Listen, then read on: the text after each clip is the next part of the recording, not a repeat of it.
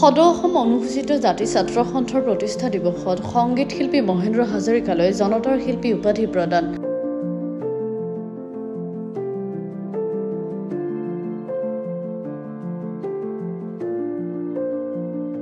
সদৌ অসম অনুসূচিত জাতি ছাত্ৰ সন্থাৰ ৪৪ সংখ্যক প্ৰতিষ্ঠা দিৱস আজি ওদালগুৰি জিলাৰ ডিমাকুছিত দিনজোৰা কাৰ্যসূচীৰে অনুষ্ঠিত হয়।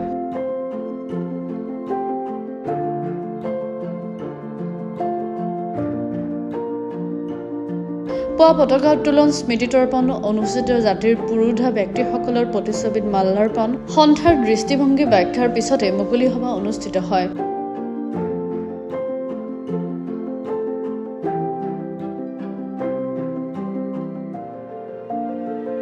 কেন্দ্ৰীয় সমিতিৰ সাধাৰণ সম্পাদক পৰশজ্যোতি দাসে হাত ধৰে। সভাত কেন্দ্ৰীয় সমিতিৰ সভাপতি থানেশ্বৰ দাস, সাধাৰণ সম্পাদক সুশীল সূত্ৰধৰ, ক্ষীৰোদ কুমাৰ দাস, বিত্ত সম্পাদক ৰাজীৱ দাস, প্ৰাক্তন সভাপতি পৰমানন্দ দাস, অনুসূচিত জাতি জনজাতিৰ নিবনুৱা সন্থাৰ সভাপতি জয়ন্ত মোহন দাস, পৰাগ দাস, জিন্তু মেচকে ধৰি বিশিষ্ট ব্যক্তিসকল উপস্থিত থাকে।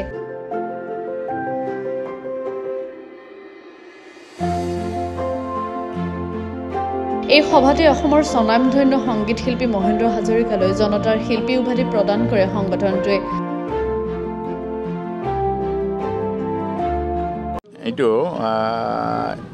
এয়া হ'ল দীৰ্ঘদিনৰ আমাৰ পৰিশ্ৰম, আমাৰ ত্যাগ আৰু আজি এই অনুসূচিত জাতি পৰিষদে অনন্য পৰলে যচা প্ৰেৰণা, ভাল পোৱাৰ প্ৰেৰণা, কামৰ উদ্যম, নেক্সট আমি কেনেধৰণে কৰিম, কি কৰিম, যদি ভগৱানে জীয়াই ৰাখে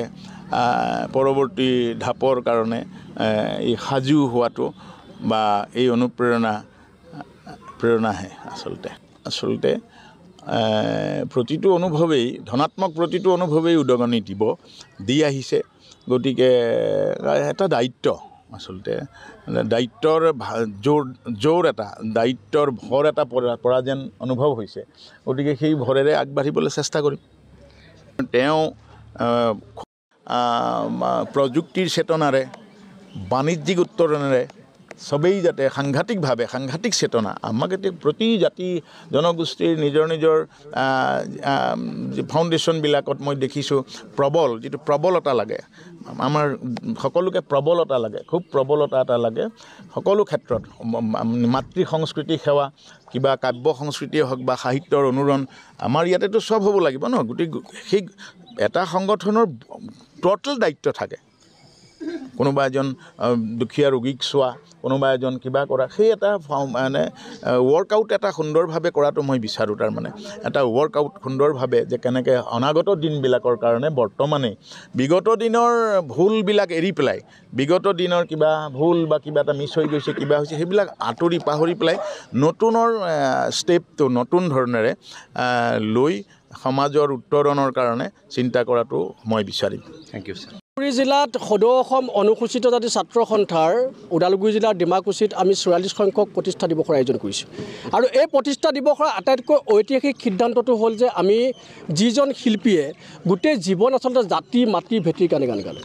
যিজন শিল্পীয়ে জনতাৰ স্বাৰ্থত গান গালে, যিজন শিল্পীয়ে আচলতে শোষিত নিষ্পেষিত জনগানৰ স্বাৰ্থত গান গালে আৰু বিভিন্ন সময়ত আচলতে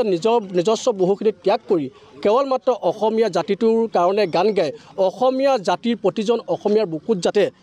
জাতীয়তাবোধৰ চেতনা জাগ্ৰত হ'ব পাৰে, তেনেকুৱা ধৰণৰ এটা আচলতে পৰিৱেশৰ সৃষ্টি কৰিব পাৰিলে তেখেতৰ গীতৰ মাধ্যমেৰে। গতিকে সেই ব্যক্তিজনক যদিও অসমবাসী ৰাইজে জনতাৰ শিল্পী বুলি কয়, কিন্তু অতিকৈ দুখজনক কথাটো যে তেখেতক আজিলৈকে কোনো আনুষ্ঠানিকভাৱে জনতাৰ শিল্পী উপাধি প্ৰদান কৰা নাই বা সন্মান প্ৰদান কৰা নাই। অনুসূচিত জাতি ছাত্ৰ সন্থাই এইবাৰ প্ৰতিষ্ঠা দিৱসত তেখেতক এই সন্মান প্ৰদান কৰিছোঁ। আৰু আজিৰ তাৰিখৰ পৰা সমগ্ৰ অসমবাসী ৰাইজে তেখেতক জনতাৰ শিল্পী হিচাপে জানিব আৰু আজিৰ তাৰিখৰ পৰা জনতাৰ শিল্পী হিচাপে তেখেতে স্বীকৃতি পাব লাগিব। আৰু ইয়াৰ লগতে ক'ব খুজিছোঁ যে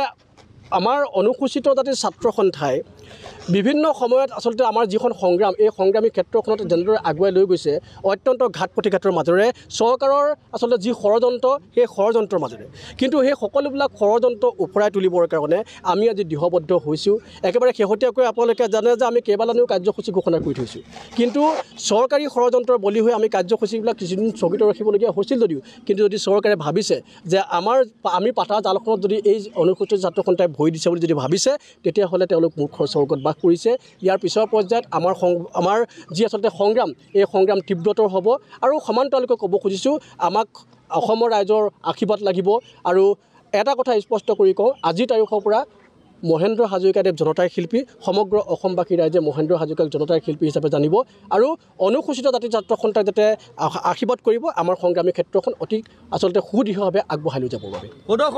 অসমত সুধাকণ্ঠ এজনেই সেইজন হ'ল ভূপেন হাজৰিকা সংগীত সূৰ্যও এজনেই সেইজন হ'ল ভূপেন হাজৰিকা তাৰপিছত যদি জনতাৰ শিল্পী বুলি কাৰোবাক ক'ব লাগে তেতিয়াহ'লে আমি কেৱল চাগৈ মহেন্দ্ৰ হাজৰিকাকে ক'ব পাৰিম বিগত বছৰবিলাকত তেখেতে প্ৰায় 4টা দশক ধৰি জনগণৰ কাৰণে মানুহৰ কাৰণে কেৱল মানুহৰ কাৰণে গান গাই গৈছে জাতি আৰু মাটিৰ কাৰণে গান গাইছে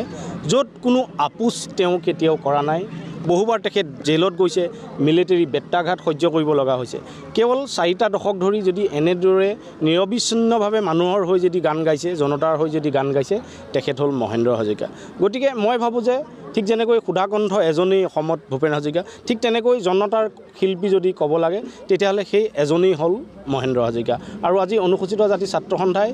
জনতাৰ শিল্পী হিচাপে ৰাজহুৱাভাৱে স্বীকৃতি দিয়াৰ বাবে আমিও নথৈ আনন্দিত হৈছোঁ Sunil Sohria report Global in 24/7